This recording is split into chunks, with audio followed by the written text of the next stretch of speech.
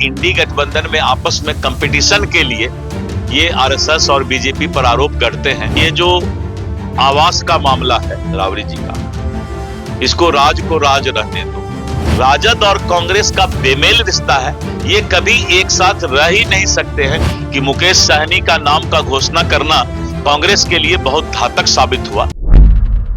नमस्कार, आप देख रहे हैं न्यूज हाट। मैं हूं आपके साथ अस्मी सराफ। रोहतास जिले में रोपवे गिरने की घटना को लेकर राज्य सरकार ने बड़ी कार्रवाई की है। इस मामले में कराई गई जांच अब पूरी हो चुकी है और जांच रिपोर्ट सामने आने के बाद दोषियों पर सख्त कदम उठाए गए हैं। आपको बता दें, जांच रिपोर्ट में रोपवे निर्माण से जुड़े संवेदक और पथ निर्माण विभाग के इंजीनियरों को दोषी पाया गया है।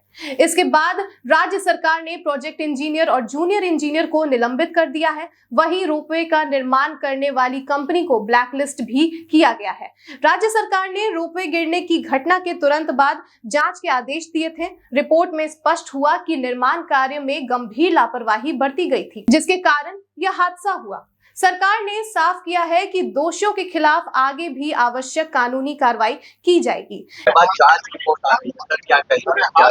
देखिए, रोहतासगढ़ पर्वत पर जो रज्जू मार्ग में 2 स्टेशन टावर के साथ अतिरिक्त 5 टावर का प्रावधान है और इस रोपवे का कुल लंबाई 1326 मीटर है और इसमें 18 केबिन का प्रावधान किया गया है। प्रत्येक केबिन में 4 लोग बैठेंगे और 4 लोग बैठ करके रोपवे में रोहतास घाट के पर्वत के ऊपर जाएंगे। ये हम लोगों ने जनवरी में शुरुआत करने का जो है ट्रायल रन इसी के लिए हम करवा रहे थे और इसी में जो है जब ट्रायल रन किया गया, लोड दे करके ट्रायल रन किया जाता है, तो जो एक टावर हमारा है वो यूटीपी रिटर्न शिप में जब लौट रहा था रोप पे, तो वायर रोप स्लिप कर गया। जो वायर रोप था वो स्लिप कर गया। तो इसमें हम लोगों ने जो टावर नंबर 5 है, एक टावर क्षतिग्रस्त हो गया। हम लोगों ने इस पर जांच बैठाई और जांच रिपोर्ट में जो आया है कि लौटते वक्त टावर कैसे स्लिप किया, तो इसके लिए हम लोगों ने आईआईटी पटना के एक्सपर्ट इंजीनियर को क्या लोड डिस्ट्रीब्यूशन में कमी रह गई आपस में, ये इस बात का जांच करने के लिए दिया है। लेकिन अभी तत्काल हम लोगों ने ये पाया कि संवेदक का कोई भी कर्मी या प्रतिनिधि टर्मिनल पॉइंट के जो टावर क्षतिग्रस्त हुआ है, सभी जगह उनके आदमी रहने चाहिए थे, तो उस टर्मिनल पॉइंट पर कोई उपस्थित नहीं था और प्रथम दृष्टया में पता चला कि केबिन जब अपर टर्मिनल से पास कर रहा था, उस दौरान वायर रोप यूटीपी के रिटर्न शिप में से स्लिप कर गया और इसके लिए जो है संवेदक को हम लोग ब्लैकलिस्टेड करने जा रहे हैं और साथ साथ जो हमारे 2 इंजीनियर हैं उन पर भी आज कार्रवाई हम करेंगे। लेकिन इसके लिए आईआईटी पटना को हम लोगों ने दिया है कि लोड डिस्ट्रीब्यूशन में जो स्ट्रक्चरल प्लान बना होगा उसमें क्या कमी रह गई, क्योंकि स्ट्रक्चरल प्लान बनाने के वक्त ही जो है जो कमी होती है उसी का असर ये दिखाई पड़ता है। तो हम लोगों ने आईआईटी के एक्सपर्ट को इसका भार सौंपा है और लोगों पर कार्रवाई, संवेदक पर और जो इंजीनियर है वहां पर, उन पर आज हम कार्रवाई करने जा रहे हैं, उसको ब्लैकलिस्टेड करने जा रहे हैं। इसी बीच बिहार सरकार के मंत्री दिलीप जायसवाल ने राबड़ी देवी के आवास से जुड़े मामले पर प्रतिक्रिया देते हुए कहा कि आप लोग इस राज को राज ही रहने दें तो ज्यादा अच्छा रहेगा। उनके इस बयान को लेकर राजनीतिक गलियारों में चर्चाएं तेज हैं। क्या कुछ कह रहे हैं, आप भी उनको सुनिए। आरजेडी राबड़ी आवास को लेकर चर्चाएं तेज है। नीरज कुमार ने भवन निवास विभाग को लेकर कहा और उन्होंने कहा है कि वहाँ पंखा, गमला, ये सब रात के अंदर। देखिए, ये जो आवास का मामला है राबड़ी जी का, इसको राज को राज रहने दो, क्योंकि इस राज को अब जो है रात में क्या सामान निकलता है, दिन में क्या निकलता है, तो नीरज जी को हम लोगों ने ऑथराइज किया है एनडीए की तरफ से कि वो विस्तृत तौर पर इसको बताते भी रहते हैं।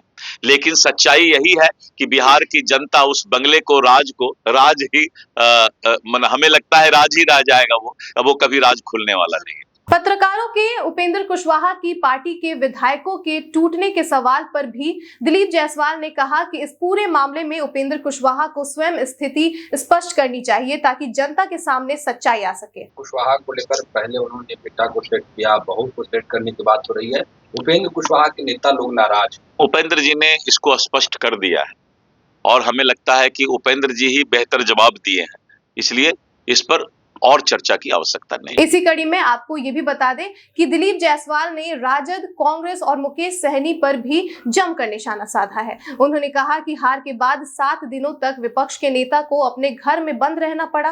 राजद और कांग्रेस कभी एक साथ रह ही नहीं सकते हैं। मुकेश सहनी के नाम की घोषणा करना कि वह डिप्टी सीएम होंगे कांग्रेस के लिए बहुत घातक साबित हुआ। आरजेडी और कांग्रेस का बेमेल रिश्ता है।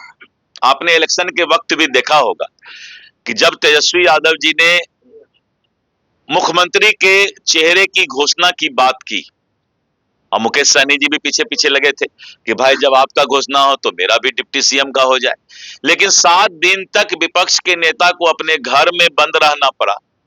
कांग्रेस इसको घोषणा नहीं करना चाह रही थी क्योंकि कांग्रेस को ये एहसास और अहंकार है कि जो अकलियत मुसलमान भाई का वोट है वो कांग्रेस के साथ है और कांग्रेस के कारण ही वो राजद को मिलता है, जबकि राजद का अपना अलग सोच है, बंगाल में टीएमसी का अपना अलग सोच है, उत्तर प्रदेश में जो है समाजवादी पार्टी का अपना अलग सोच है। तो पूरे देश के अंदर जो इंडी गठबंधन है, कांग्रेस और क्षेत्रीय दल में कंपटीशन है कि अकलियत भाई मुसलमान भाई किसके साथ, और यही कारण है कि राजद और कांग्रेस का बेमेल रिश्ता है। ये कभी एक साथ रह ही नहीं सकते हैं क्योंकि राहुल गांधी जी और कांग्रेस कभी भी क्षेत्रीय दल के नेता को आगे नहीं बढ़ा सकते हैं। कांग्रेस के अंदर रहकर वो अगर वो काम करेंगे तभी उनको वो साथ लेकर चल सकते हैं। मुकेश सहनी को लेकर कहा है कि उनको डिप्टी सीएम का नाम का हम लोगों ने घोषणा किया, ये गलती हो गई, इससे लोग नाराज हो गए क्योंकि उनके पास कुछ नहीं था, उन्होंने दबाव देकर अपने नामों का घोषणा किया। ये बात कांग्रेस ने एहसास किया है, जैसा कि हमने मीडिया से भी देखा है कि मुकेश सहनी का नाम का घोषणा करना कांग्रेस के लिए बहुत घातक साबित हुआ और कांग्रेस का सफाया और इंडी गठबंधन का भी सफाया इन सब कारणों से हुआ। कांग्रेस सांसद ने आरएसएस की तुलना अलकायदा से की। अब कांग्रेस नहीं करेगा तो और कौन करेगा?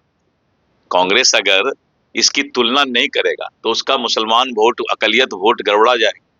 इसीलिए कांग्रेस बीच बीच में किसी भी तरीके से मुस्लिम वोट, अकलियत वोट उससे खिसक न जाए, क्षेत्रीय दल ममता बनर्जी, तेजस्वी यादव, अखिलेश यादव, इन लोगों के साथ नहीं चला जाए।